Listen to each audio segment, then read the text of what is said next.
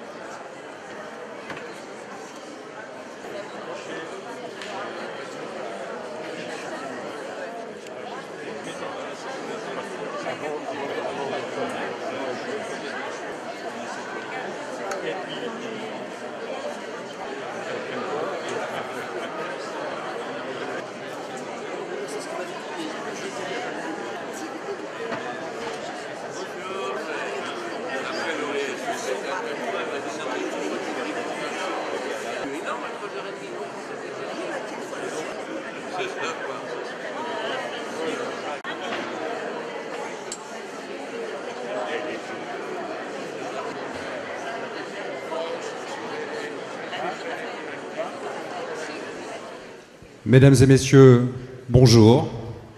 Je suis très heureux de vous retrouver. Je garde en mémoire la magnifique soirée que nous avions au mois de juin 2024 avec vous, de nombreuses personnes, pour une première soirée Magen David Adom. Et comme on le sait, cette soirée n'aurait pu se faire sans la volonté, l'aide, la générosité d'un homme qui est le président de cette communauté, que je vous demande d'applaudir, Monsieur Guy Bensoussan. Comme l'année précédente, nous allons ouvrir cet après-midi, cet après-midi, on va dire, de gala, sous le signe de la solidarité, de la culture et aussi de la vie, parce que c'est l'essence même de notre organisation. Nous nous retrouvons, et vous le savez, dans un contexte de plus en plus difficile. Difficile pour Israël, confronté à l'épreuve non seulement de la guerre, mais également de la mise au ban des nations. Difficile aussi pour les communautés juives à travers le monde et en France en particulier, où l'antisémitisme se fait à nouveau sentir avec une violence absolument insupportable. On démarre aussi cet après-midi avec une pensée pour les otages retenus depuis bientôt 2 ans, et on espère évidemment que l'actualité apportera de bonnes nouvelles. C'est justement dans ces temps de troubles, d'incertitude, que votre présence à chacune et à chacun d'entre vous prend tout son sens. Je veux dire ici toute notre gratitude non seulement à la communauté juive de Lille et des Hauts-de-France, mais aussi à nos amis non-juifs qui ont choisi d'être là aujourd'hui à nos côtés. Sachez que votre soutien, votre engagement, votre courage nous touche profondément. Nous devons conserver cet esprit militant et cet esprit de combat. C'est important ce que vous faisiez en venant ici, nous conforter, nous aider, à tous les points de vue d'ailleurs, être simplement présent avec nous. Ça nous fait plaisir de savoir qu'on a des amis sur lesquels on peut compter très fort.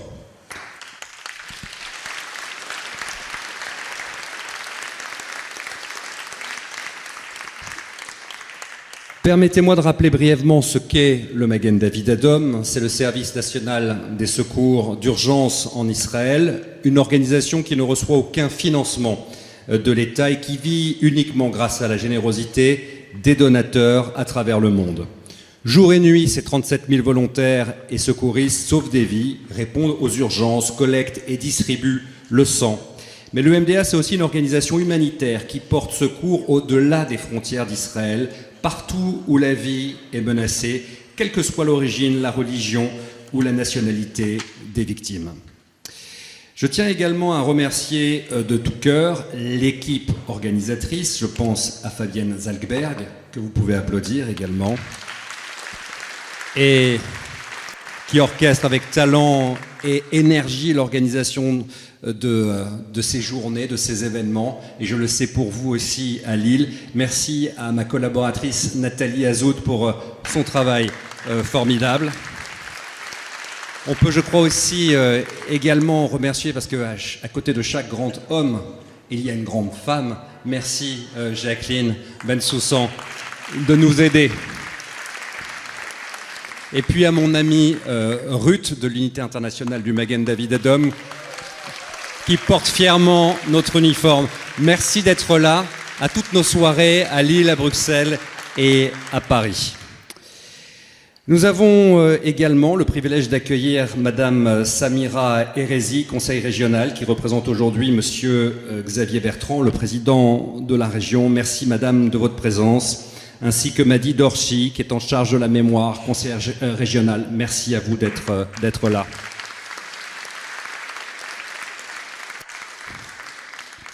Et cet après-midi, c'est aussi une célébration de la culture. Nous aurons le bonheur de découvrir les grands tournants. C'est une création mise en scène par notre ami, notre parrain, mon frère Steve Suissa, avec la participation de la lumineuse Rachel Kahn et de Steve lui-même.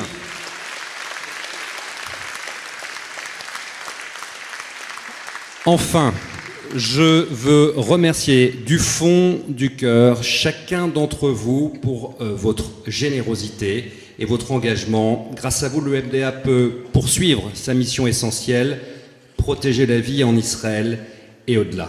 Et pour ouvrir officiellement cette belle rencontre, j'ai le plaisir d'appeler on stage M. Guy Bensoussan, président de la communauté juive de Lille.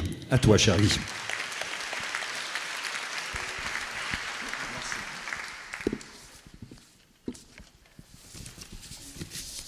Tout d'abord, je voudrais saluer nos invités, sans qui cet après-midi n'aurait pas lieu, c'est-à-dire ma chère Rachel Kahn, Steve, bien évidemment Victor, et toutes les personnes qui ont déjà été remerciées. Mesdames et messieurs, mes chers amis, cet après-midi particulière, c'est une journée de mémoire, un jour de culture, mais aussi un jour d'espérance. Et si les grandes voix du passé venaient à nous parler, ce que nous allons vivre aujourd'hui n'est pas un simple spectacle. C'est une rencontre avec l'histoire, avec la mémoire et avec nous-mêmes. C'est pour moi un grand honneur et une grande émotion de vous accueillir aujourd'hui dans notre synagogue pour partager ce moment unique autour du spectacle Les Grands Tournants. Ce lieu, récemment rénové, n'est pas seulement un bâtiment, c'est un témoin de l'histoire de notre communauté, de sa résilience, de sa fidélité à ses racines et de son ouverture au monde. Vous êtes aujourd'hui dans une maison de mémoire, une maison de fraternité, et vous le prouvez tous aujourd'hui cet après-midi. En l'ouvrant à la culture, à la mémoire et à la solidarité, nous écrivons ensemble une nouvelle page de son histoire. Nous prouvons que notre histoire ne se fiche pas, elle continue, elle s'écrit au présent, mais surtout elle se partage. Cet événement, nous le devons au Magen David Adom France, dont l'action dépasse largement le secours et l'humanitaire. Car sauver des vies, c'est aussi transmettre la mémoire, éveiller les consciences et bâtir des ponts entre les générations. Aujourd'hui, c'est avec une profonde fierté, je vous l'avais déjà annoncé à Rosh Hashanah, que la communauté juive de Lille annonce une initiative d'envergure. En partenariat avec l'État d'Israël et le Magen David Adom, nous lançons un programme qui débutera par l'envoi de 6 ambulances au Nigeria afin de soutenir un projet médical au service des populations les plus démunies. Et voyez combien ce projet résonne avec le thème de ce soir, les grands tournants. Car oui, chaque ambulance envoyée, chaque vie sauvée, chaque acte de fraternité représente à son échelle un tournant. Un tournant vers un monde plus juste, plus digne, plus humain. Ce soir, grâce au talent de Rachel Kahn et à la mémoire et à la mise en scène de Steve Suissa, nous allons entendre de nouveau les mots de Victor Hugo, du général de Gaulle, de Golda Meir, de Simone Veil et de tant d'autres.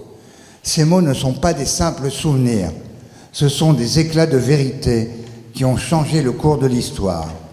Ils nous rappellent que les mots ont un pouvoir immense.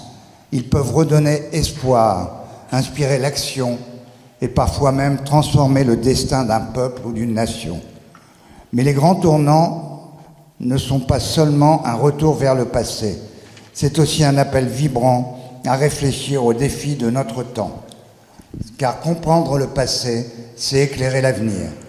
Ce spectacle n'est pas un simple divertissement, c'est une expérience. Une expérience qui nous plonge au cœur des grands discours qui ont façonné notre humanité. Je veux exprimer toute ma gratitude à Rachel Kahn et à Steve Suissa pour leur engagement artistique et humaniste.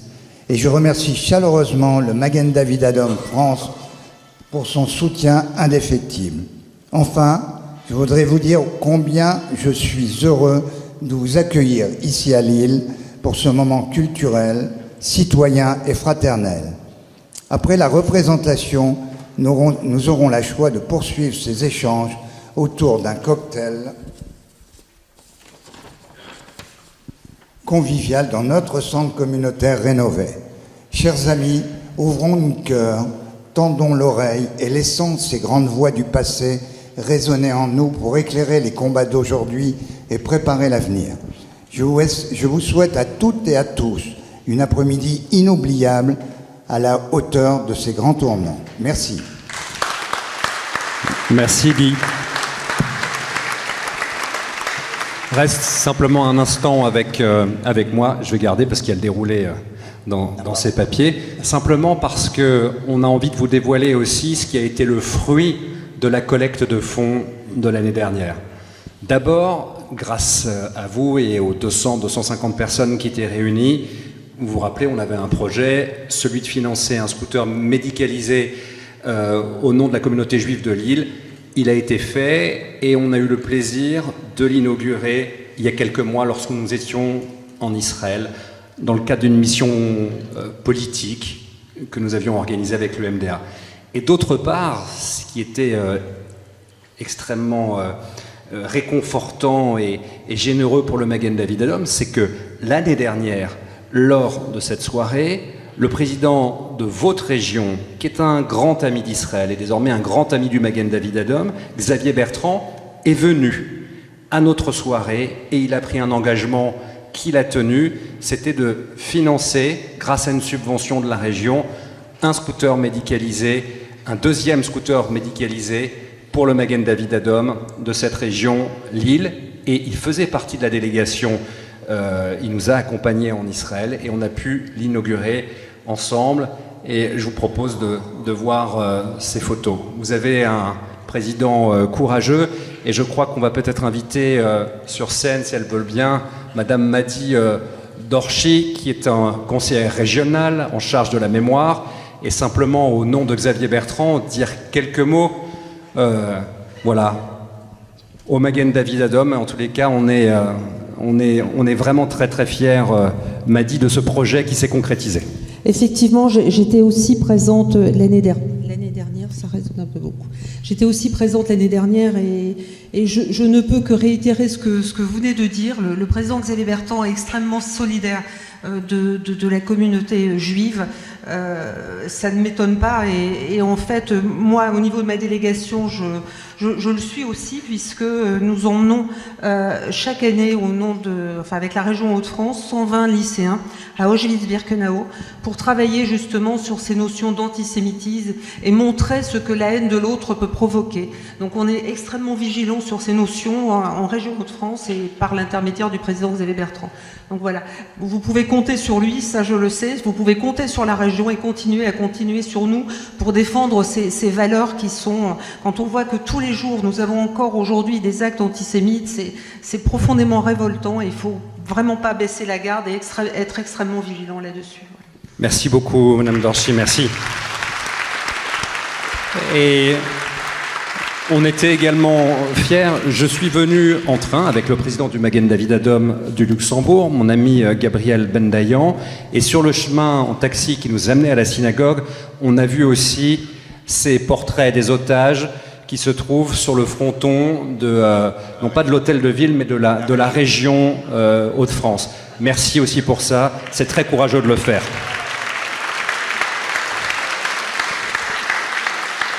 Alors, on va parler du Magen David Adom quelques instants, et quoi de mieux que vous montrer un petit film sur les actions passées de ces dernières semaines et derniers mois pour vous présenter justement ce que fait notre organisation. Et voilà, quelques secouristes avaient à cœur de vous dire quelques mots, on les écoute.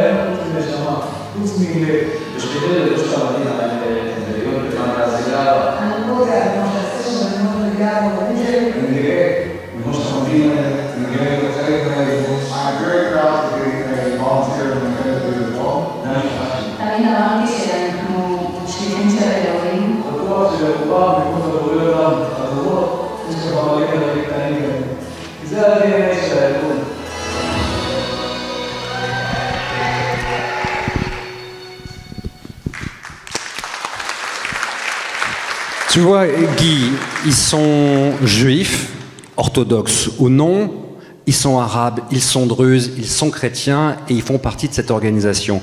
Au fond et en d'autres termes, toutes les strates de la société israélienne sont bel et bien représentées au sein de notre organisation et c'est ce qui lui donne aussi son supplément d'âme et c'est ce que nous apprécions. Les portes sont ouvertes et on aime justement que d'autres gens se lient à nos missions.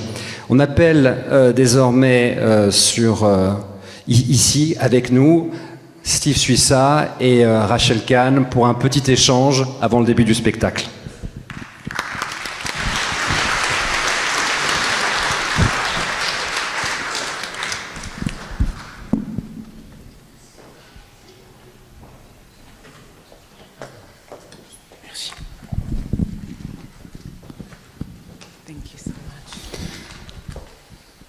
Steve et Rachel, on avait envie que vous nous disiez quelques mots quand même avant le début de cette représentation. D'abord, et c'est au nom de Guy, de moi-même et je pense de tous les gens qui sont ici, vous deux, bravo pour votre courage. Je pense à toi, Rachel, tu défends les couleurs d'Israël absolument chaque jour sur toutes les télévisions d'information française. Aujourd'hui, il faut beaucoup de courage parce que quand on parle d'Israël, on a l'impression dans le cerveau de certains, il s'agit d'un gros mot. Donc il y a ce combat contre l'antisémitisme et puis il y a cette amitié et finalement ce spectacle qu'on va pouvoir voir qui s'appelle et écouter surtout qui s'appelle Les Grands Tournants où je pose la question à Rachel, ce ne sont pas forcément des juifs qui parlent aux juifs. On est dans quelque chose de beaucoup plus universel. Oui, alors déjà, bonjour à toutes et tous et merci beaucoup pour cette invitation. Je suis très touchée et toujours touchée de découvrir des synagogues que je ne connais pas, et notamment celle de Lille. Moi, je suis une Française juive de province, aussi de Tours, et c'est à l'échelle en fait de ces merveilleuses petites synagogues de France qu'on peut découvrir celle-ci rénovée. Et une rénovation en ce moment d'une synagogue, c'est tout un symbole aussi, ça veut dire qu'on est là. Et pour répondre à ta question, moi je n'estime pas que j'ai du courage, je fais juste ce que j'ai à faire.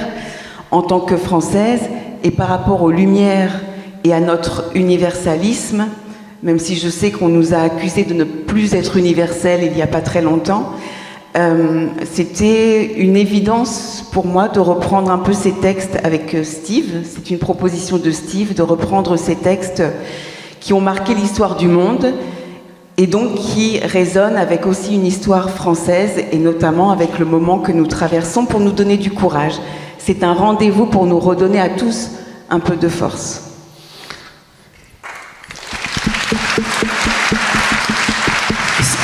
Ce qui est sûr, c'est que tout à chacun, on est de toutes les manières obligé de se mettre dans un mode très combatif quand même. On n'a pas le choix.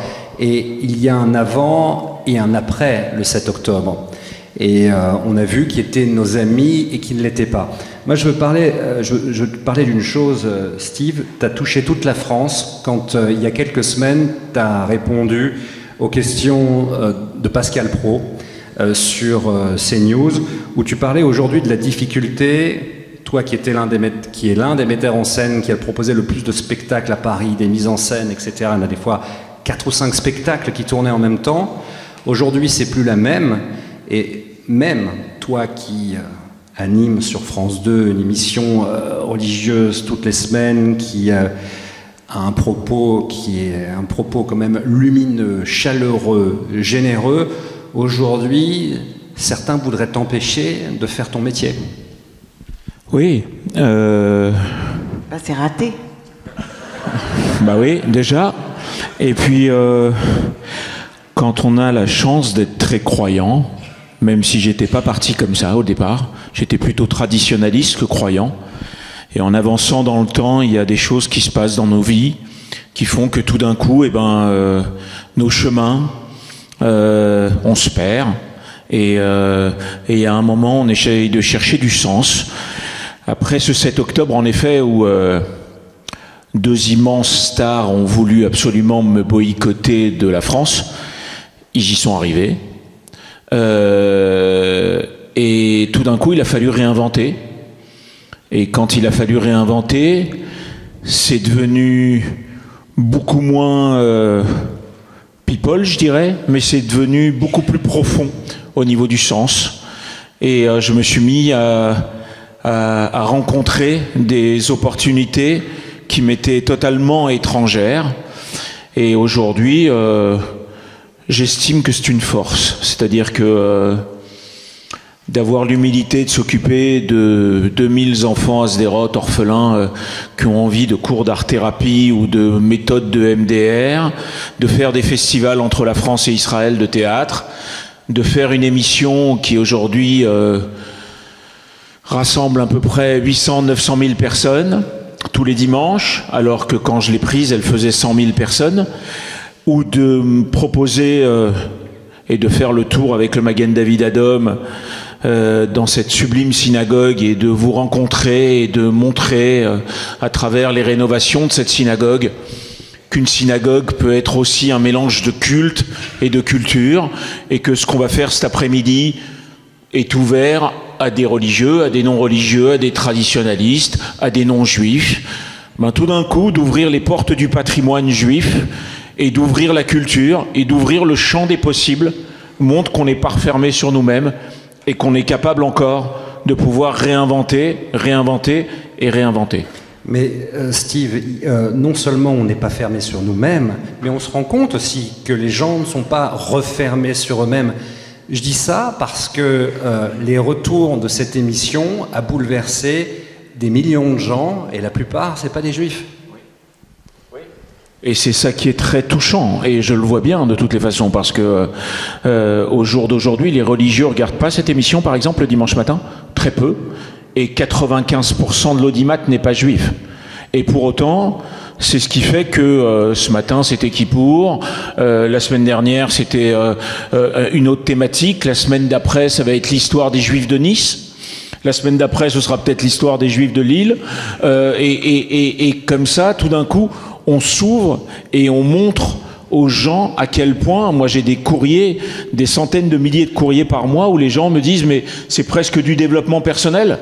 Je pensais que ça, on pouvait le trouver que chez les bouddhistes. Je pensais que ça, c'était pas comme ça. Je pensais que ça se passait pas comme ça. Et tout d'un coup, je pense que le vrai travail de fond aujourd'hui est de se faire comprendre. Parce que quand on aime quelqu'un, on a envie de le comprendre.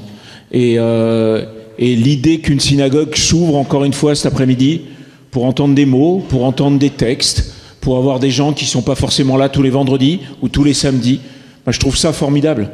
Parce qu'il y a des concerts dans des cathédrales, il y a des concerts dans des églises. C'est des lieux magnifiques, ils ont une âme. Et donc, de se dire qu'une synagogue est un refuge, dans le bon sens du terme, pour s'ouvrir, je trouve ça très important. Pour ça, merci Guy de nous avoir Merci, Guy. ouvert Merci les beaucoup. portes de ce patrimoine. Merci. Alors, parmi les belles histoires que tu charries dans tes émissions, il y a celle du Magen David Adom. On a eu les 2 dernières années le plaisir, le privilège et le bonheur d'avoir 2 magnifiques reportages. On a fait plusieurs voyages ensemble en Israël.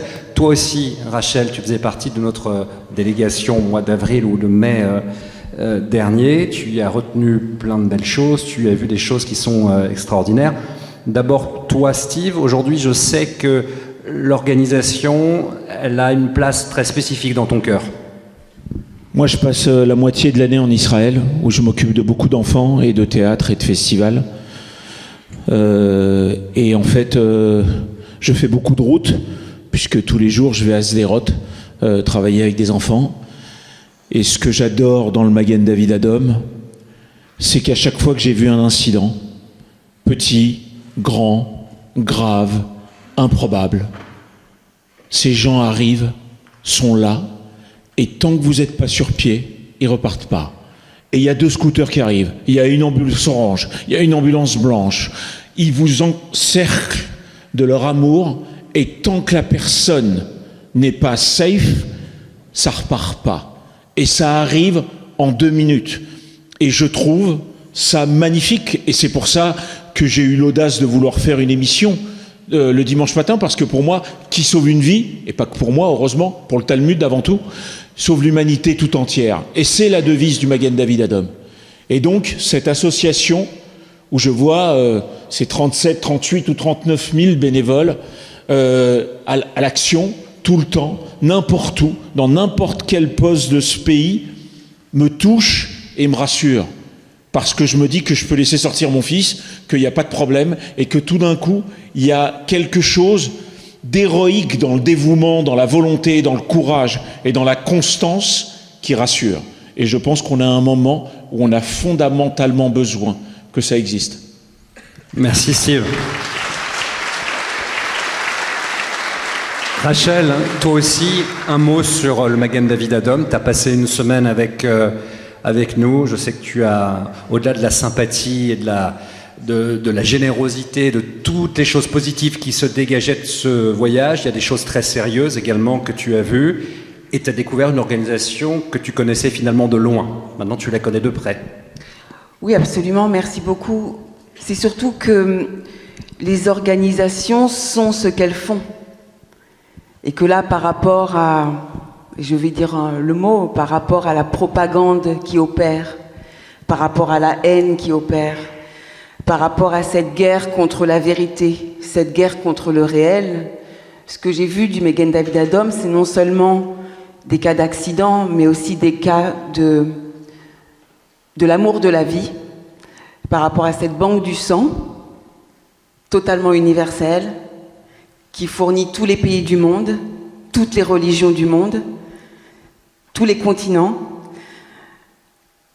et aussi cette banque du lait, qui est, dans les premiers instants de la vie, quelque chose d'extrêmement symbolique aussi de ce qu'est le Magen David Adom.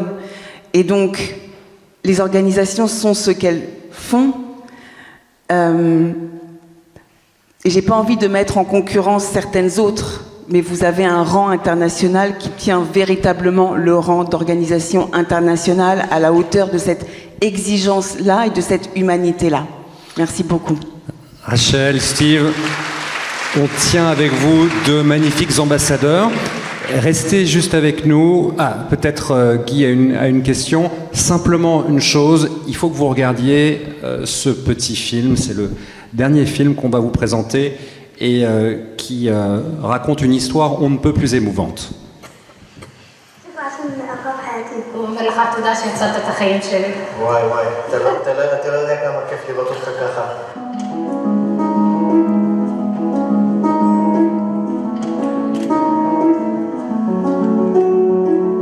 ב-7 לאוקטובר נסעתי על הכביש הזה. אני זוכר שנסעתי פה, ראינו ממש תמרות עשן. עכשיו אנחנו בדרך לפגוש ילד שטיפלתי בו ב-7 לאוקטובר. מבחינתי זה האירוע הכי מרגש שהיה לי באותו יום. מה זה שיר? שיר, יש לכם כוח במבטחים? יש לי ילד אחד כזו כניסה בבטן, ציוני הלם חמורים מאוד. אתה לא מסתכל עליי. תוך כדי זה אתה לוחץ על הדימום שהוא מדמה ממנו. אני שלחת לך בקשה למיקום בוואטסאפ. תאשר לכם, תשלח לי מיקום. אני לא עוזבת אותך.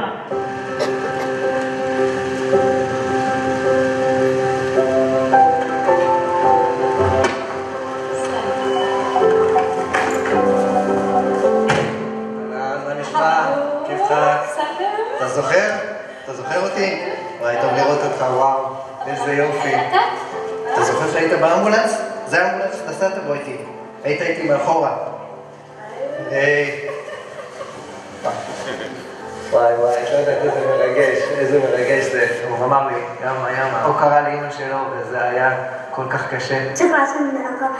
ולך תודה שהצלת את החיים שלי. וואי, אתה לא יודע כמה כיף לראות אותך ככה. אחו אבויה. הוא ירה באבא שלו. תנזל לסייר אول شيء. לפני הירי אמרו לו שתרד מהאוטו. وبعدين لما نزل السيارة أخاه ירד מהאוטו וירו בו. وقع على الأرض. נפל על הרצפה. بعد ما أبوي نزل אחרי שאבא ירד מהאוטו. أخذ كمان واحدة رصاصة.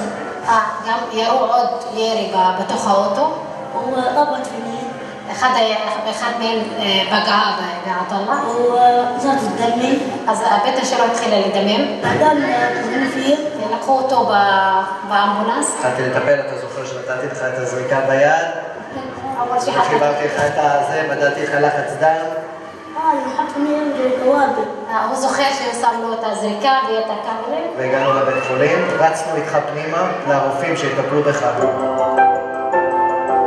שמח לראות אותך בריא ושלם, חזרה בבית ספר. אתה באמת ילד גיבור. כשתהיה גדול, אני רוצה לראות אותך בא אלינו למטה, תתנדב איתנו, תציל אתה חיים. כמו שהצילו את החיים שלך, גם אתה יכול להציל חיים. אינשאללה. כי כל יום הוא יום טוב להציל חיים.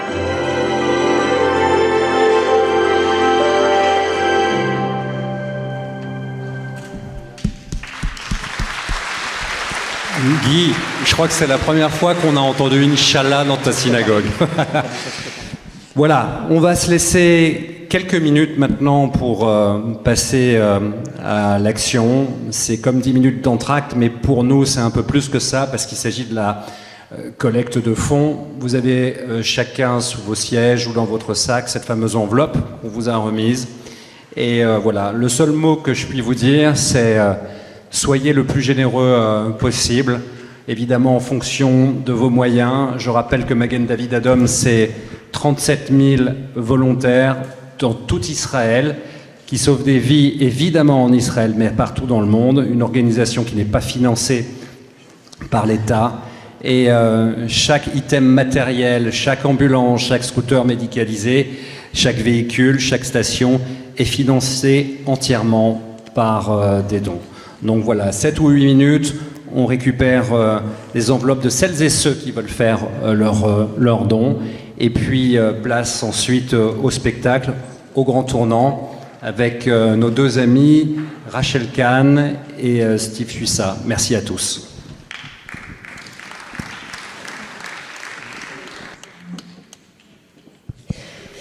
Juste un dernier mot que je veux vous dire et qui a quand même son importance, c'est que d'abord pour toutes celles et ceux qui voyagent en Israël, à partir de 120 € de dons, vous êtes assuré Magen David Adom, et si vous avez besoin de nos services, ils seront entièrement gratuits.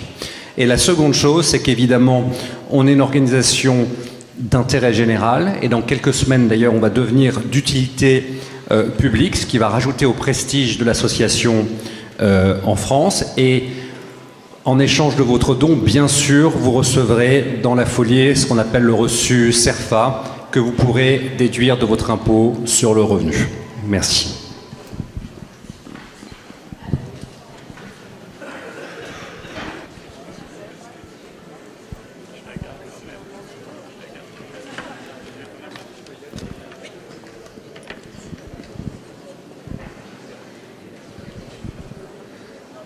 Merci à vous pour votre générosité. Je voudrais aussi, évidemment, et c'est normal, parce que c'est sa maison, lui aussi nous accueille ici, monsieur le rabbin Elie Dahan. Merci d'être là. Merci de nous accompagner. Merci d'avoir été là l'année dernière également.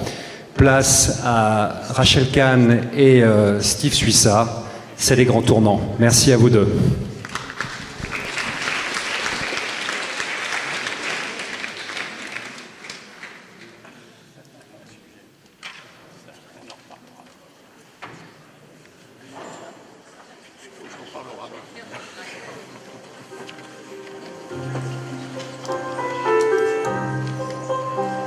Pourquoi les gens qui s'aiment sont-ils toujours un peu les mêmes? Ils ont, quand ils s'en viennent, le même regard d'un seul désir pour deux. Pourquoi les gens qui s'aiment sont-ils toujours un peu les mêmes? Quand ils ont leurs problèmes, il n'y a rien à dire. Il n'y a rien à faire pour eux. Ce sont des gens qui s'aiment. Et moi, je te connais à peine. Mais ce serait une veine qu'on s'en aille un peu comme eux. On pourrait se faire sans que ça gêne de la place pour deux. Mais si ça ne vaut pas la peine que j'y revienne, il faut me le dire au fond des yeux. Quel que soit le temps que ça prenne, quel que soit l'enjeu. Je veux être un homme heureux.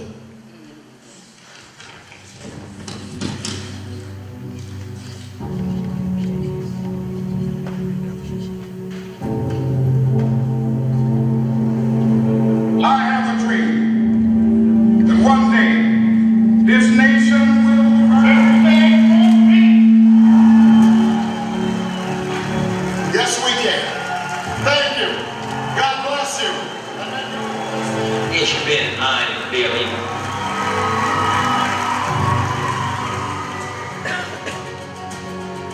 Ce soir, nous allons traverser les époques, regarder un peu en arrière pour essayer de rêver à demain. Ce soir, nous allons jouer avec les aiguilles du Christ. Nous rappeler qu'il y a eu des hommes et des femmes qui ont parlé. Des hommes et des femmes dont la parole a changé la face d'un pays, d'un continent, du monde entier.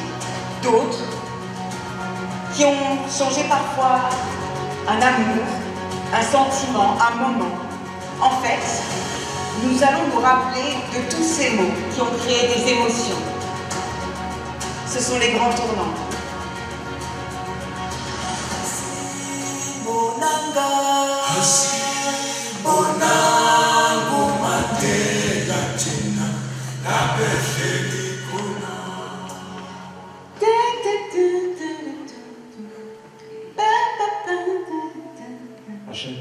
Rachel, c'est pas mon anniversaire. Ouais, je sais. Stevie Wonder, Happy Birthday. Tu sais pour qui a été écrite cette chanson? Alors, je te donne 3 indices. C'est un homme qui a été humilié tout simplement parce qu'il était libre, affranchi de sa couleur de peau et parce qu'il voulait la paix.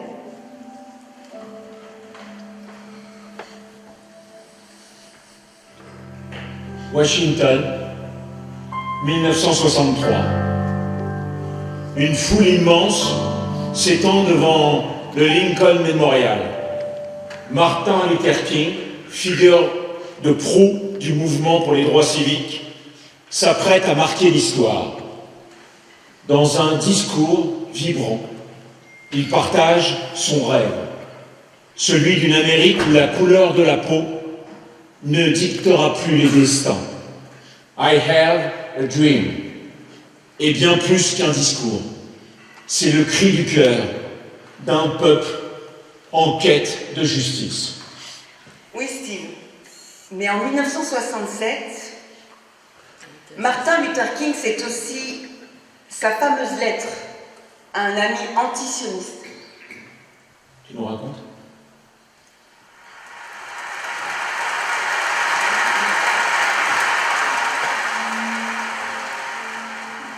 Tu déclares, mon ami, que tu ne hais pas les Juifs, que tu es seulement antisioniste. À cela je dis, quand des gens critiquent le sionisme, c'est qu'ils pensent juif. Le peuple juif nous dit ses écritures vécues, en union florissante sur la terre sainte, sa patrie, et il en fut expulsé. Le peuple noir sait, mon ami, ce que signifie souffrir les grands tournants de la tyrannie. Sous un joug que l'on n'a pas choisi, nos frères en Afrique ont supplié, plaidé, demandé, exigé la reconnaissance et la réalisation de leur droit naturel de vivre en paix dans leur propre pays. Pour quiconque chérit ce droit inaliénable, il devrait être si facile de soutenir le droit du peuple juif de vivre sur la terre d'Israël. C'est cela le sionisme, ni plus, ni moins. Et qu'est-ce que l'antisionisme? C'est le déni au peuple juif d'un droit fondamental que nous réclamons à juste titre pour le peuple d'Afrique et accordons librement à toutes les nations de la terre. C'est de la discrimination envers les juifs, mon ami, parce qu'ils sont juifs. En un mot, c'est de l'antisémitisme. L'antisémite se réjouit de chaque occasion qui lui est donnée d'exprimer sa malveillance. L'antisémite doit à chaque fois inventer de nouvelles formes et de nouveaux forums pour son poison. Mon ami, que mes paroles sonnent dans les profondeurs de ton âme. Quand les gens critiquent le sionisme, ne te trompe pas. Ils pensent les juifs. Tu crois qu'on pourrait faire un rêve comme ça encore aujourd'hui? Il n'a jamais dit que c'était facile, hein. Juste nécessaire. Et son rêve n'est pas mort, même si on tarde à se réveiller.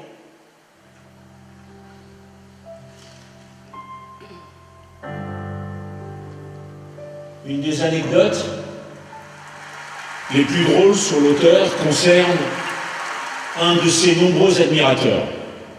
Un jour, un jeune écrivain, plein d'enthousiasme, lui envoya un manuscrit accompagné d'une lettre dans laquelle il écrivait « Maître, je vous envoie mon livre, j'attends votre verdict. Dois-je me consacrer à la littérature ou à autre chose ?» Après avoir feuilleté quelques pages, il retourna son manuscrit avec une simple note « Autre chose ». Assemblée législative, Paris, 1849. Victor Hugo, plume brillante et homme engagé, s'élève contre les injustices sociales dans un discours poignant, appelant les dirigeants à prendre leurs responsabilités face à la misère. Une intervention qui résonne fort aujourd'hui.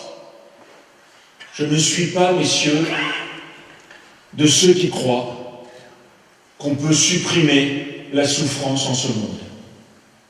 La souffrance est une loi divine. Mais je suis de ceux qui pensent et qui affirment qu'on peut détruire la misère. Remarquez-le bien, messieurs. Je ne dis pas diminuer, amoindrir, limiter, circonscrire. Non, je dis détruire. Les législateurs et les gouvernants doivent y songer sans cesse. Car en pareille matière, tant que le possible n'est pas fait, le devoir n'est pas rempli. La misère. J'aborde ici le vif de la question. Voulez-vous savoir jusqu'où elle est, la misère? Voulez-vous savoir jusqu'où elle peut aller? Jusqu'où elle va? Je ne dis pas en Irlande, hein. Je ne dis pas au Moyen-Âge. Je dis aujourd'hui, en France, au temps où nous vivons. Vous voulez des faits? Il y a dans ces faubourgs que le vent de l'émeute soulevait naguère si aisément. Il y a des rues, des maisons, des cloaques, des couvertures. J'ai presque dit, pour vêtements, que des morceaux infects de chiffons en fermentation, ramassés dans la fange du coin des bornes, espèce de fumier des villes, où des créatures s'enfouissent, toutes vivantes, pour échapper au froid de l'hiver. Eh bien, je dis que ces choses-là ne doivent pas être. Je dis que de tels faits, dans un pays civilisé, engagent la conscience de la société tout entière. Que je m'en sens, moi qui parle, complice et solidaire, et que de tels faits ne sont pas seulement des torts envers l'homme, que ce sont des crimes envers Dieu.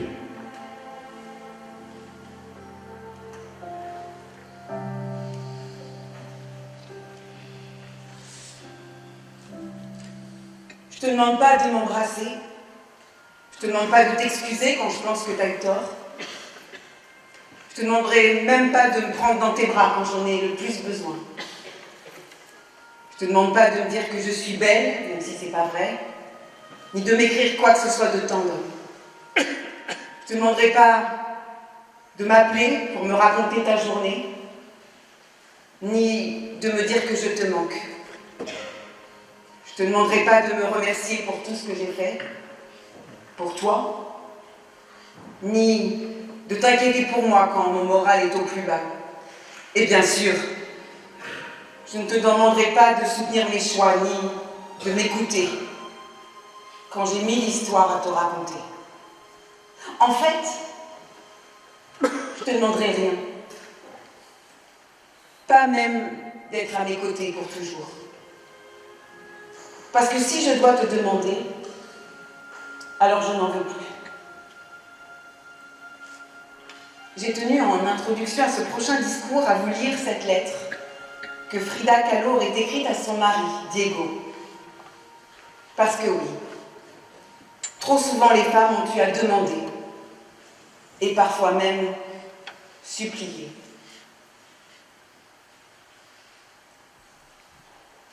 Paris, 1974, Simone Veil monte à la tribune de l'Assemblée nationale pour défendre un projet de loi très controversé, la législation de l'avortement.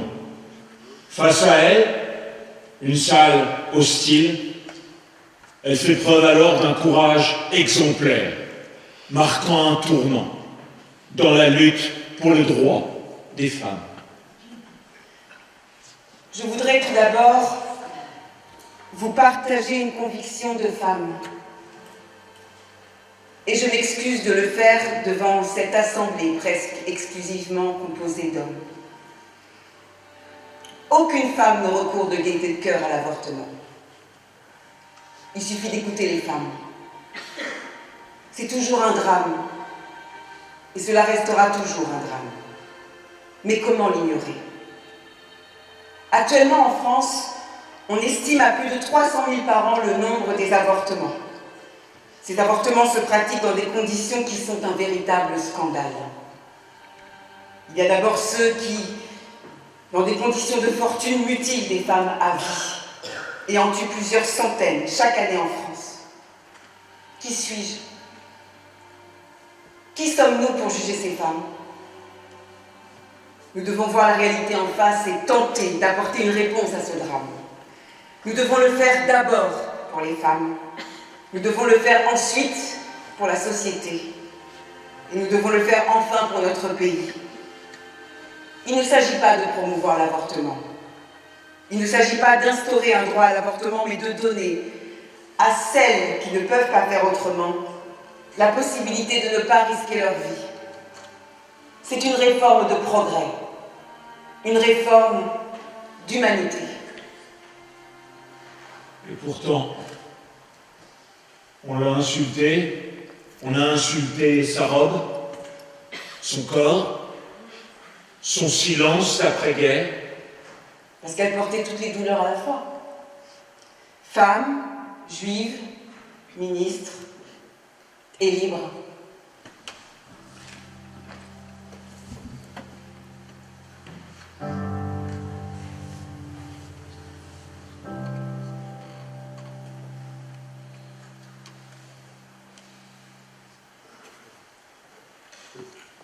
Lors d'une réunion, un ingénieur lui dit Il y a un problème de conception avec ce produit. Hein.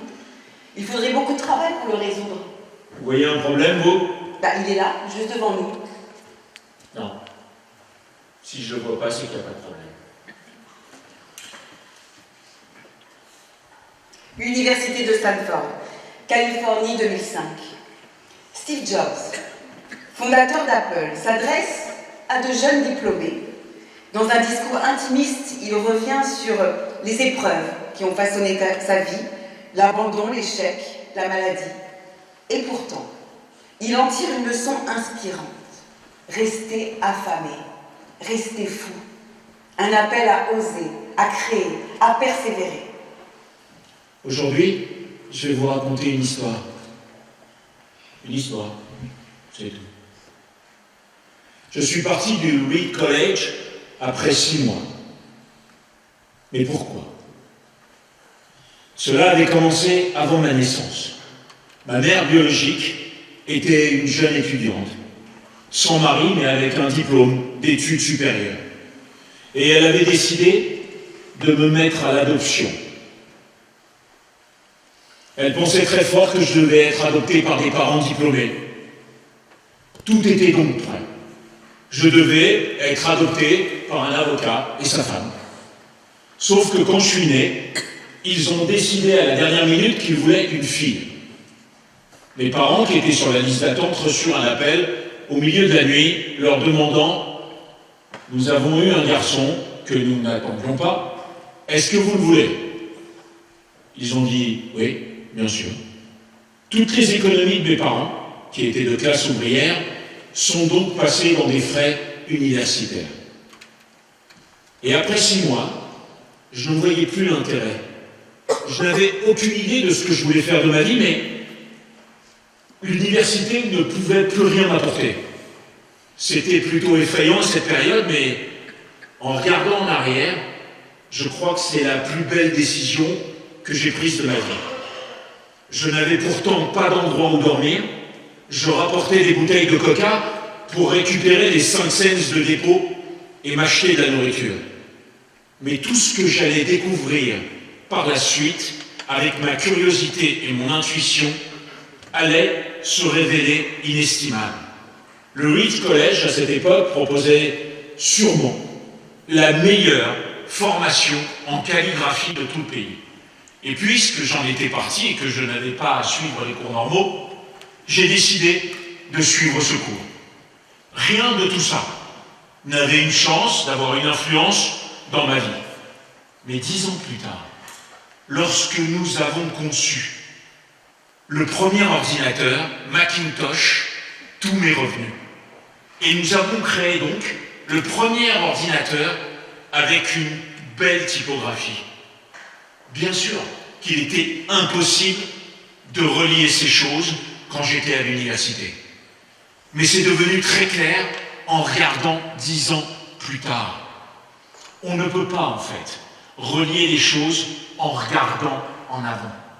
On peut relier les choses seulement en regardant en arrière.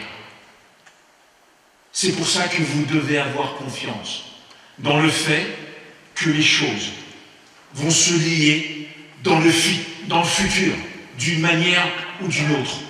Vous devez avoir confiance en quelque chose. Votre Dieu, le destin, la vie, le karma. Et c'est ça qui va faire toute la différence.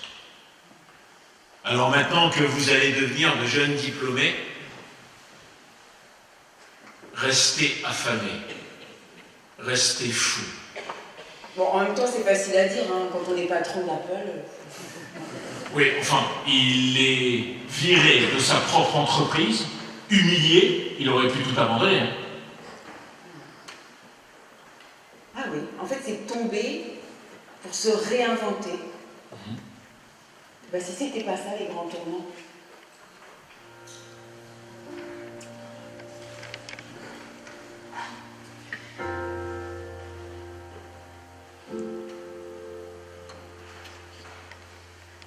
Je vous souhaite de souhaiter, je vous souhaite de désirer, je vous souhaite des rêves à n'en plus finir et l'envie furieuse d'en réaliser quelques-uns. Je vous souhaite d'aimer ce qu'il faut aimer et d'oublier ce qu'il faut oublier. Je vous souhaite des passions, je vous souhaite des silences, je vous souhaite des chants d'oiseaux au réveil et des rires d'enfants. Je vous souhaite surtout d'être vous, fiers, heureux de l'être, car le bonheur est notre destin véritable. Avant le prochain discours, je voulais vous rappeler ces mots de Jacques Brel. Ce sont les mots d'un poète. Alors après le poète-chanteur, je vous laisse avec le poète Raban.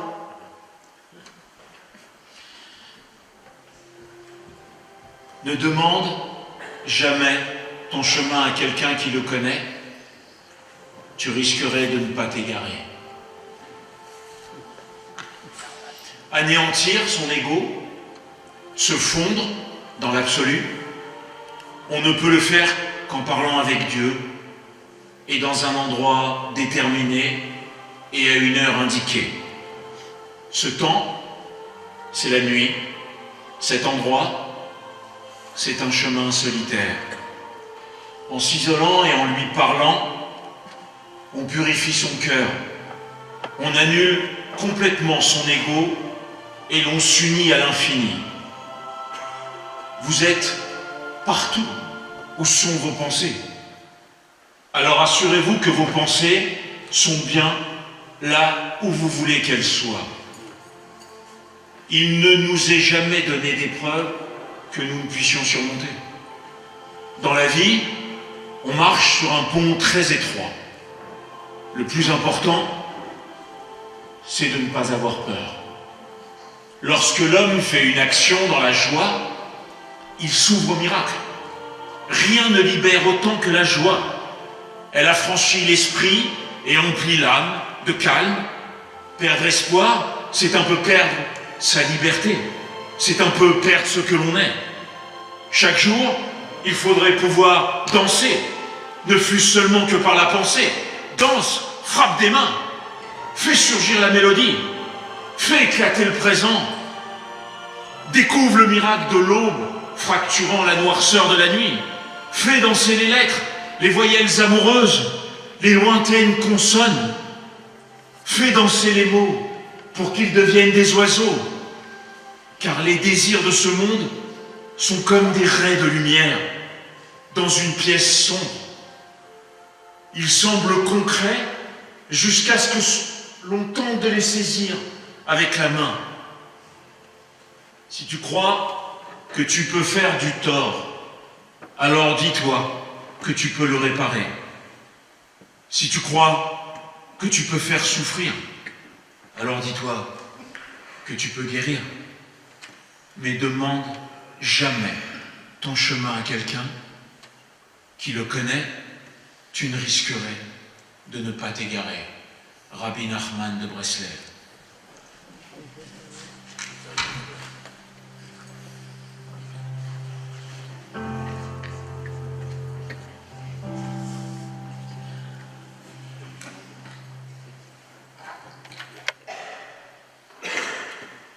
Les vieux rêves sont de bons rêves.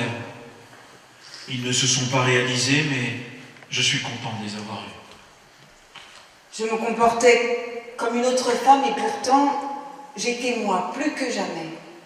Ce genre de certitude, on ne l'a qu'une seule fois dans sa vie. Je te veux pour toujours. Je veux t'aimer comme je t'aime en ce moment, pour le reste de ma vie.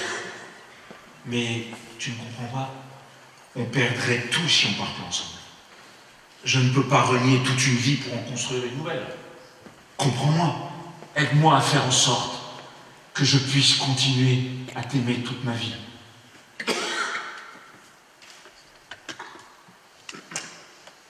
Les matins brumeux ou les après-midi, quand le soleil se reflète sur l'eau, J'essaie d'imaginer où tu en es dans ta vie, ou ce que tu es en train de faire, pendant que je pense à toi.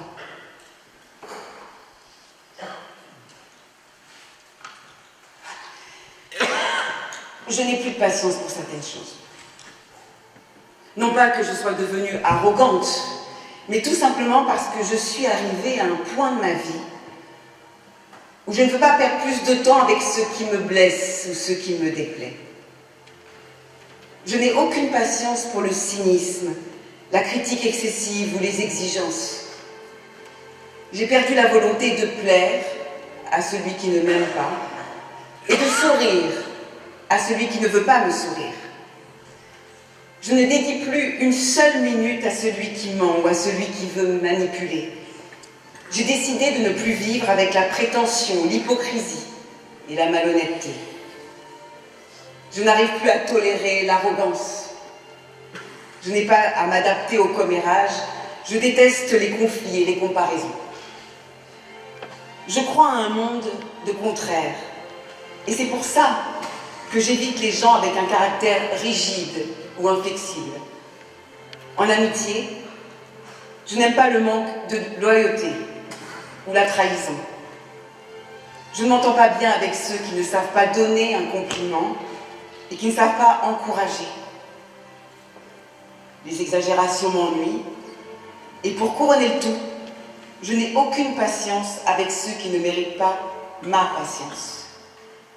C'est bon de se mettre à l'écart et de faire ce qu'on n'a pas forcément envie de faire, ce à quoi on n'est pas automatiquement doué. Essayez.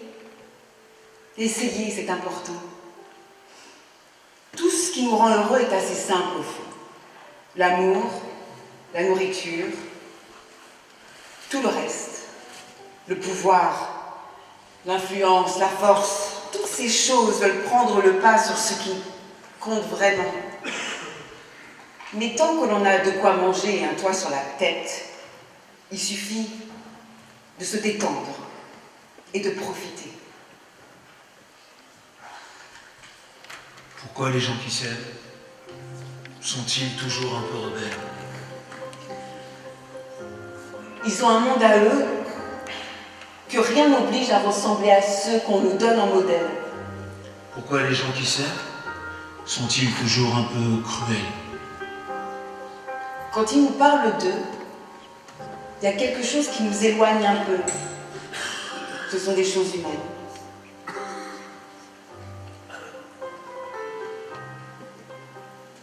« 1995, Paris. Jacques Chirac brise un tabou en reconnaissant pour la première fois la responsabilité de l'État français dans les déportations de la Seconde Guerre mondiale. Rien n'est insignifiant, rien n'est banal, rien n'est dissociable, nous dit-il. Certes, il y a les erreurs commises, il y a les fautes, il y a une faute collective. Mais il y a aussi la France, une certaine idée de la France, droite, généreuse, fidèle à ses traditions, à son génie. Cette France n'a jamais été Pétain. Voilà comment Jacques Chirac mit fin à toutes ces années durant lesquelles la France avait pu donner l'impression, en quelque sorte, d'être indifférente. Mais d'ailleurs, l'indifférence, c'est quoi? Voici la définition qu'en donne Elie Wiesel en 1999 lors d'un discours à la Maison-Blanche.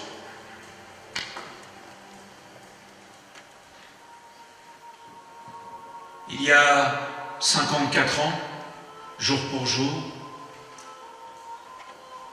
un jeune garçon juif d'une petite ville des Carpates se réveillait dans un lieu d'une infamie éternelle, appelé Buchenwald. Il était enfin libre, mais il n'y avait aucune joie dans son cœur. Il pensait qu'il n'y en aurait plus jamais. Nous sommes au seuil d'un nouveau siècle, d'un nouveau millénaire. Quel sera l'héritage de ce siècle qui s'achève? Comment se souviendra-t-on de lui? Il sera certainement jugé et sévèrement jugé. De guerres mondiales, d'innombrables assassinats, Gandhi, Kennedy, Luther King, Sadat, Rabin, et à un autre niveau, bien sûr, Auschwitz et Treblinka. Tant de violence, tant d'indifférence. Mais qu'est-ce que l'indifférence? Étymologiquement, le mot signifie aucune différence. Un état étrange, presque contre nature, dans lequel les frontières se brouillent entre la lumière et l'obscurité, le crépuscule et l'aube, le crime et le châtiment, la cruauté et la compassion, le bien et le mal. Bien sûr, l'indifférence peut être tentante, plus que cela même, séduisante, et tellement plus facile de détourner le regard des victimes. Il est tellement plus facile d'éviter de telles interruptions brutales dans notre travail, nos rêves, nos espoirs. L'indifférence, après tout, est plus dangereuse que la colère et la haine. Oui, la colère peut parfois être créatrice. On écrit un grand poème, une grande symphonie, on fait quelque chose de spécial pour le bien de l'humanité, parce qu'on est en colère, comme l'injustice dont on est témoin. Mais l'indifférence, elle, n'est jamais créatrice. Même la haine peut parfois susciter une réponse. On la combat, on la dénonce, on la désarme. L'indifférence, elle, ne suscite aucune réponse. L'indifférence n'est pas une réponse. L'indifférence, ce n'est pas un début. C'est une fin. Et par conséquent, l'indifférence est toujours l'ami de l'ennemi, car elle profite à l'agresseur, jamais à sa victime, dont la douleur est amplifiée lorsqu'elle se sent oubliée. L'indifférence n'est donc pas seulement un péché, c'est une punition. Et ainsi, je pense encore une fois à ce jeune juif des Carpates. Il est accompagné par moi, le vieil homme que je suis devenu tout au long de ces années de quête et de lutte. Et ensemble, nous marchons vers le nouveau millénaire, portés par une peur profonde, mais une espérance extraordinaire. Elie Wiesel. Donc l'indifférence, au fond, Steve, c'est ce qui tue une seconde fois. Ce qu'il voulait, c'est qu'il n'y en ait pas de troisième.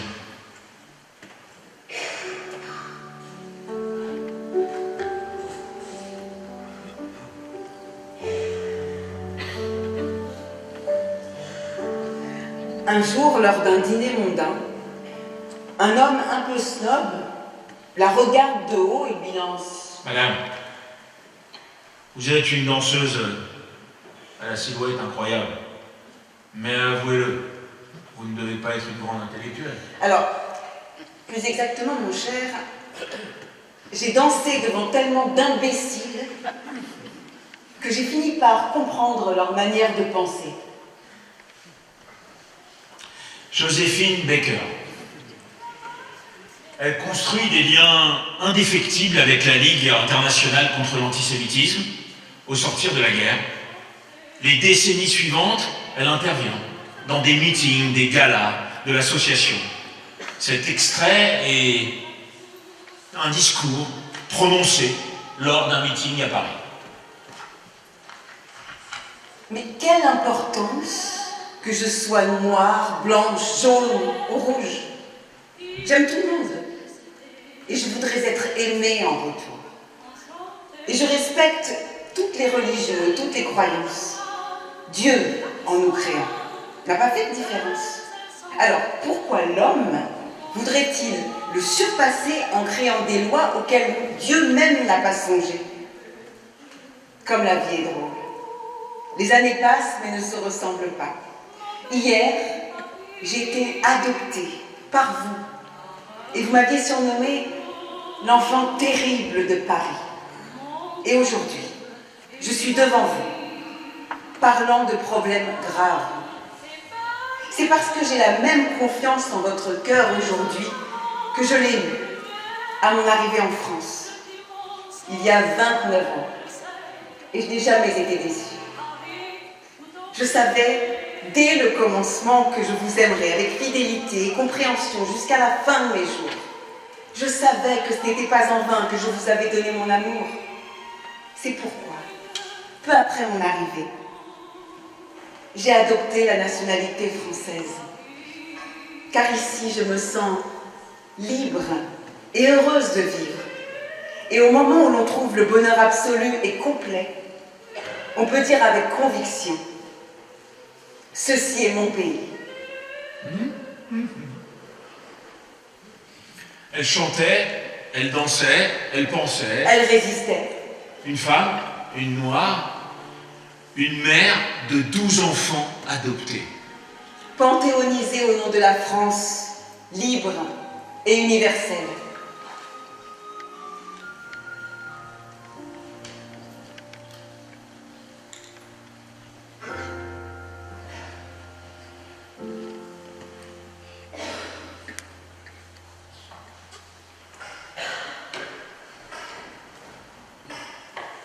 Je suis désolé, mais je ne veux pas être empereur. C'est pas mon affaire. Je ne veux ni conquérir, ni diriger personne. Je voudrais aider tout le monde dans la mesure du possible. Juifs, chrétiens, païens, blancs, noirs. Dans ce monde, chacun de nous a sa place et notre terre est bien assez riche pour nourrir tout le monde. Nous pourrions tous avoir une belle vie, libre, mais nous avons perdu le chemin. L'avidité a empoisonné l'esprit des hommes, a barricadé le monde avec la haine, nous a fait sombrer dans la misère et les effusions de sang. Nous avons développé la vitesse pour finir enfermés. Les machines qui nous apportent l'abondance nous laissent insatisfaits. Notre savoir nous a rendus cyniques, notre intelligence inhumaine. Nous pensons beaucoup trop et nous ne ressentons pas assez. Étant trop mécanisés, nous manquons d'humanité.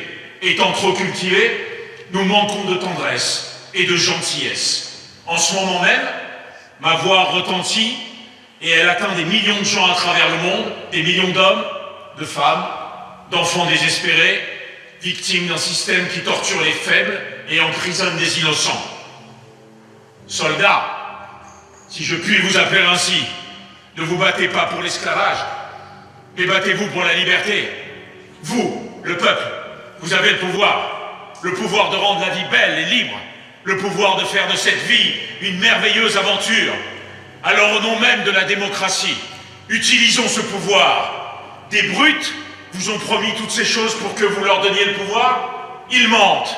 Alors il nous faut nous battre, pour construire un monde de raison, un monde où la science et le progrès mèneront vers le bonheur de tous. Je dis à tous ceux qui m'entendent, ne désespérez pas. Il a fallu attendre un artiste, Charlie Chaplin, pour dire au monde ce que les chefs d'État n'osaient pas dire. Quand les rires étouffent les cris, Il reste la parole. Et la sienne a traversé le siècle. et si elle nous touche encore, c'est qu'on n'a pas fini de l'entendre.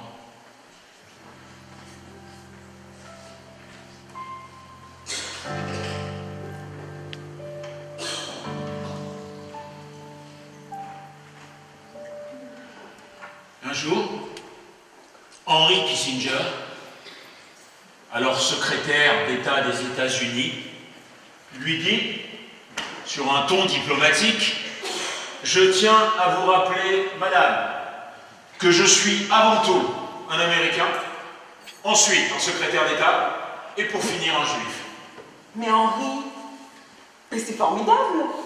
Chez nous, on lit de droite à gauche.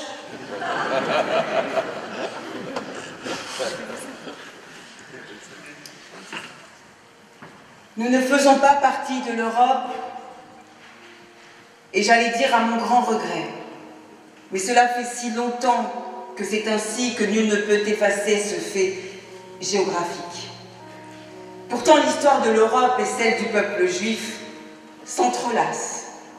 Ensemble, nous avons connu l'affliction et la détresse. Mais nous n'oublierons jamais que c'est sur votre continent que pour la première fois, nous avons été admis à l'égalité, à la liberté, à une vie normale et digne. L'État d'Israël a 25 ans. 25 années sans une seule année de paix. Les pays d'Europe savent ce que signifie la guerre, et pour certains plus d'une fois. De part et d'autre, nous avons appris que la guerre ne résout rien. Ses fruits se ressemblent tous, amers et coûteux. Car personne ne gagne une guerre sans souffrance, sans vie fauchée, sans ruine. La victoire aussi se paye. Nous avons gagné toutes nos guerres et nous en avons payé le prix. Des milliers de fils et filles devraient encore être en vie aujourd'hui, bâtissant leur pays. Et de l'autre côté, dans les pays arabes, des milliers d'enfants devraient eux aussi être en vie pour construire le leur, et nos deux peuples s'en porteraient bien mieux. Je rappelle qu'Israël compte une communauté arabe d'environ 400 000 personnes, citoyens et citoyennes à part entière. Mais ce qui distingue peut-être Israël, c'est que nous devons sans cesse, d'une manière ou d'une autre, nous justifier aux yeux du monde. Pourtant, des Juifs sont venus à nous de toutes parts, des pays en sous-développement, comme de nations très avancées. Nous avons cherché, et je crois non sans succès, à nous fondre en un seul peuple. Alors, je ne prétends pas parler au nom d'une nation d'anges. Nous essayons simplement de nous conduire en êtres humains raisonnables. Nous ne sommes au fond qu'un peuple, comme les autres. En 25 ans, nous avons parcouru des chemins. Nous avons reçu l'amitié et la compréhension de nombreuses nations, et nous avons rencontré aussi beaucoup d'incompréhension. Alors je terminerai sur un souvenir amer. En 1938, l'un des grands présidents qui est connu, des plus grands présidents qui est connu des États-Unis, a convoqué une conférence à Évian. On y prononça de beaux et sincères discours, pleins de sympathie pour les réfugiés juifs qui fuyaient l'Allemagne et les pays tombés sous la botte nazie. Chacun y condamna le fascisme. Chacun affirma sa solidarité. Et chacun ajouta aussitôt « Mais mon pays ne peut les recevoir. » Voilà. Je voulais finir sur ces mots, comme on se quitte sur une promesse tenue. Car aujourd'hui, comme Golda hier, nous marchons debout sur une terre qui est la nôtre. Et même si la haine se lève encore, même si l'histoire reste exigeante, difficile, nous n'attendons plus d'être accueillis par qui que ce soit. Israël est cette porte que nous avons ouverte, ce refuge devenu foyer, ce rêve devenu notre adresse.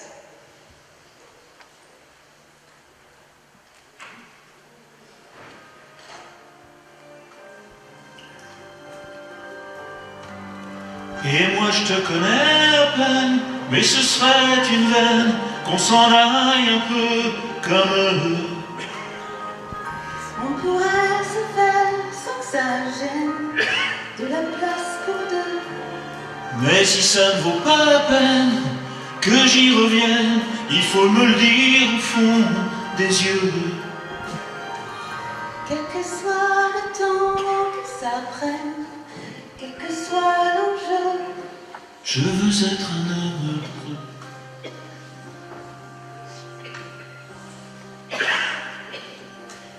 Je veux être un homme heureux.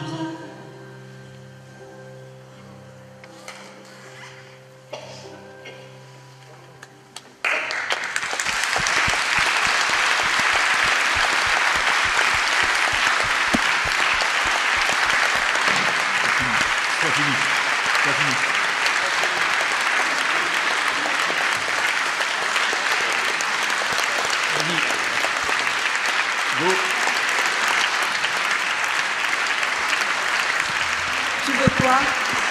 Un dessin? Une conférence? Nous avons vu. Mais les chevaliers ont déserté, et les couleurs se sont barrées, les valeurs, bradées en hashtag. Il a suffi du 7, un samedi d'octobre, comme depuis 5000 ans, et pourtant, on y a cru à la fraternité, aux marches, à l'union contre la haine du juif. On a cru en l'humanité, on a vu l'humiliation, des cibles dans le dos, des calomnies dans les yeux et du silence dans les bouches. Et nous, on tient, mal, mais on tient. On trie les douleurs, on trie les morts, on range le 7 dans un tiroir au fond du cœur, on écrit l'histoire avec une gomme, au 7, rue de Babylone.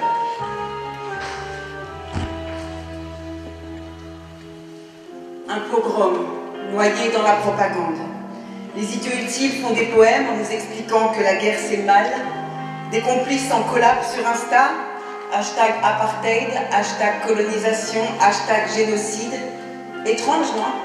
De crier au génocide dans une flottille à Tel Aviv. Simone Veil, elle, n'aurait pas voulu faire du tourisme à Birkenau. Le juif, plus tendance. Il mérite ce qui lui arrive. Et pour être élu, il faut cracher sur le peuple élu. Des crimes contre l'humanité qui ne concernent pas l'humanité tout entière, le réel éjecté, la pensée exilée, les morts postés, négociés. Pas une larme pour les vivaces, pas un mot pour les femmes violées, juste des regards qui regardent ailleurs, des ricanements, mais qui ment? L'histoire aussi est prise en otage. Ce n'est pas une guerre de territoire, c'est une guerre de récits, de storytelling, de contrôle. Ils gagnent en écrivant l'histoire avec une gomme, au 7, rue de Babylone.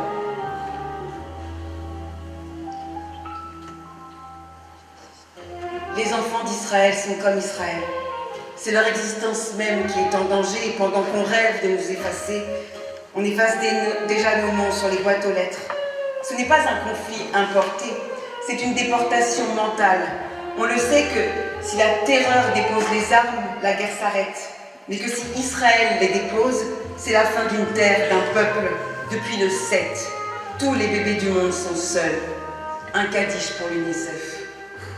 Depuis le 7, toutes les femmes du monde saignent. Un Kaddish pour l'ONU. Que la mémoire de Chéri Bibas soit une bénédiction. Et si une vie égale une vie, alors pourquoi 1000 meurtriers contre une vingtaine d'otages libérés? Certains avaient un numéro nazi sur le bras. Une vie égale une vie, vraiment? De la cave de 42 au tunnel de 2024? Israël a-t-il le droit de se défendre? De raconter? De se plaindre? Un seul témoignage et on vous dégomme au 7 rue de Babylone. Des ambulances qui tirent, des tunnels financés par l'Europe. Alors venez, venez cracher sur nos tombes. Celles du Veldiv, de l'Hypercachère, des enfants de Toulouse, nos âmes, elles, sont toujours là. Et même la mort ne nous sépare pas parce que David a une couronne au 7, rue de Babylone.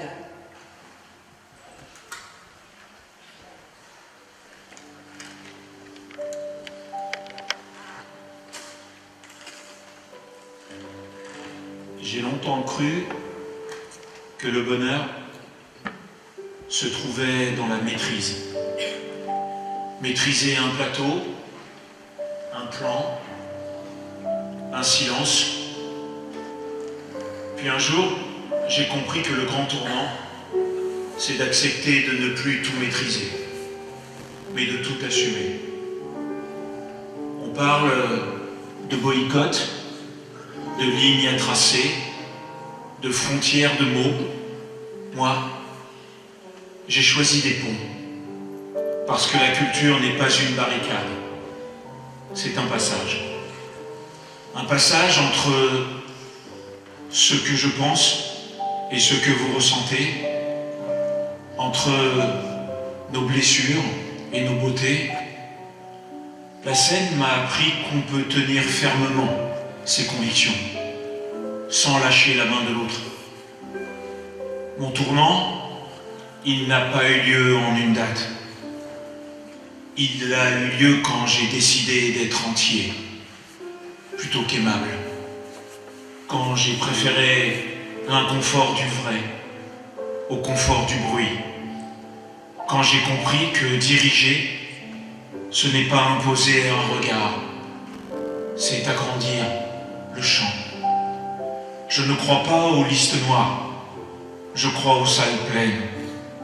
Je ne crois pas aux portes fermées, je crois aux seuils franchis. Je ne crois pas que l'on protège une idée en réduisant l'espace. On la protège en l'ouvrant au vent. Ce soir, si je joue, si je parle, ce n'est pas pour gagner, c'est pour réunir, pour qu'à la fin d'un spectacle, on sorte plus vaste que lorsqu'on est entré. Une question fertile, un désir d'écoute et de vivre. Le bonheur, il n'est pas tombé du ciel. Il est venu quand j'ai cessé de demander l'autorisation d'être moi. Quand j'ai dit à la peur, tu peux rester, mais tu te tais pendant qu'on crée. Quand j'ai accepté que mes failles ne soient pas des fuites, mais des fenêtres.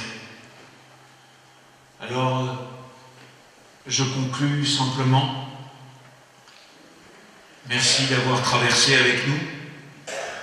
Merci d'avoir prêté vos cœurs à nos mots. Et si vous cherchez la sortie, suivez la lumière. Mais surtout, n'oubliez pas de laisser la porte entrouverte. On ne sait jamais qui aura besoin d'entrer.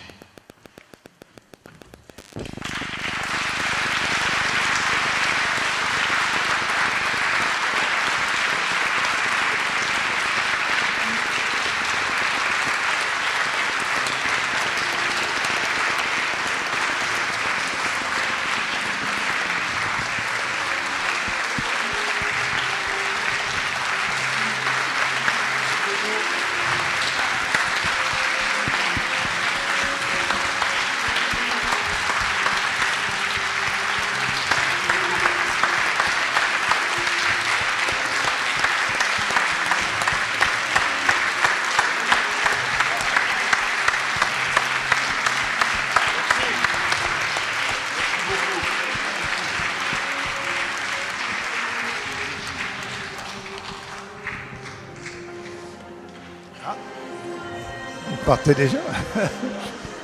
Son camp. Rachel, Steve, venez juste nous rejoindre un instant et j'appelle aussi Nathalie, Fabienne avec nous, enfin toutes celles et ceux qui ont contribué à faire de cet événement un événement et Jacqueline également.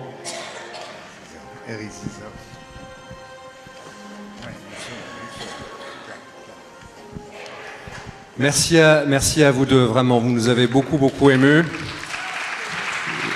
J'ai vu notre ami Guy tirer une ou deux larmes, mais bravo, vraiment bravo à tous les deux. Bravo. Guy, tu veux dire quelques mots peut-être? Alors, c'est difficile de parler après autant d'émotions, mais je vais reprendre ou plagier Raïm Corsia, mon ami de Grand Rabbin de France. L'espérance est toujours violente. Donc, c'est un message d'espoir que vous avez transmis. Et il faut vraiment continuer à transmettre, donc à espérer. Merci pour ces témoignages vraiment très émouvants, très troublants. Et merci aussi pour votre présence. Bravo Rachel. Bravo Steve. Alors, il y a trois petites choses. D'abord, Fabienne va vous remettre un petit présent au nom de la communauté juive.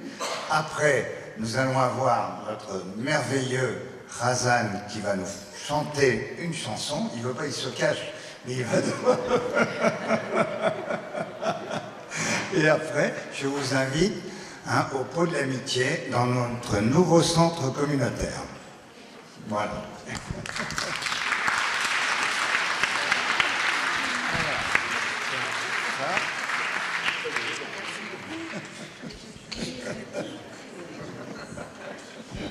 Merci de nous avoir. Merci.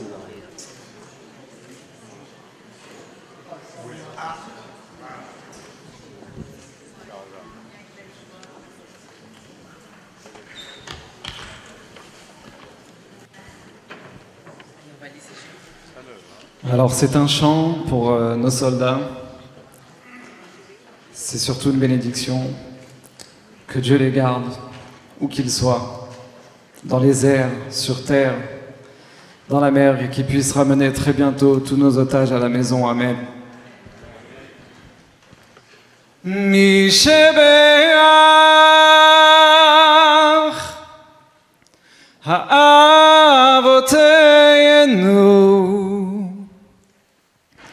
אברהם, יצחק ויעקב, הוא יברך את חיילי צבא ההגנה לישראל, הוא יברך את חיילי צבא הגנה לישראל, הוא יברך את חיילי צבא הגנה לישראל, העומדים על משמר ארצנו וערי אלוהינו מגבול הלבנון ועד מדבר מצרים ומן הים הגדול עד לבוא הערבה, ביבשה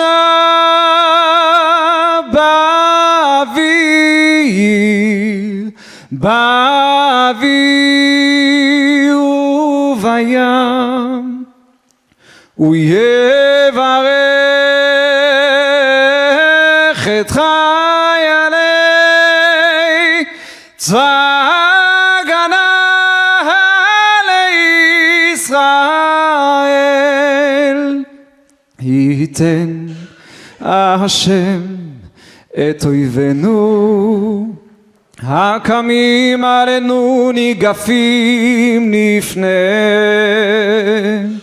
הקדוש ברוך הוא ישמור ויציל את חיילינו, חיילי צבא הגנה לישראל, מכל צרה וצוקה ומכל נגע ומחלה, וישלח ברכה, רווחה והצלחה בכל מעשי ידיהם, ידבר שוננו תחתיהם, ויעטכם בכתר ישועה ובעטרת ניצחון, ויקוים בהם הכתוב, כי אדוני אלוהיכם ההולך עמכם להילחם לכם, להושיע אתכם, להילחם לכם,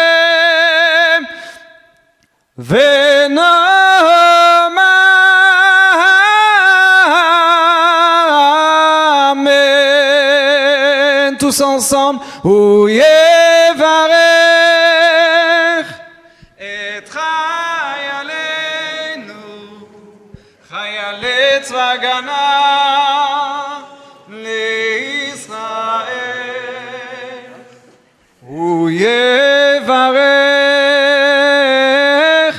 את חיילי צבא הגנה לישראל.